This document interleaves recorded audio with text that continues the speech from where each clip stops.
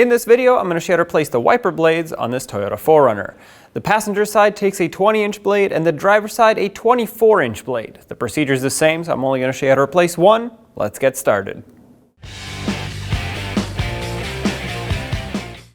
Lift up on the wiper arm with it in the upright position. Depending on the wiper blade style you already have, some have a cap like this, some do not. If yours does, just open up the cap. There we go. Now this doesn't unlock the wiper blade from the arm. There's typically a little tab down here that you have to press on. That will allow you to slide the wiper blade off of the arm. At this point, have a towel that you can put down on the windshield or just hold it steady like this, because if this arm goes down, it is spring loaded, and hits the windshield, it will crack it. So hold on to it. Have your new wiper blade ready to go, and make sure you have the correct side, because like I mentioned earlier, one is shorter than the other. Slide it onto the wiper arm until it clicks. That is now fully secured.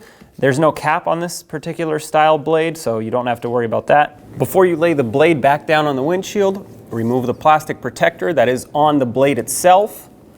Just slide it up, set that aside. Gently put the blade and the arm back down on the windshield, and then do the same on the other side. When only the best will do, demand TRQ. The only company that lets you view before you do.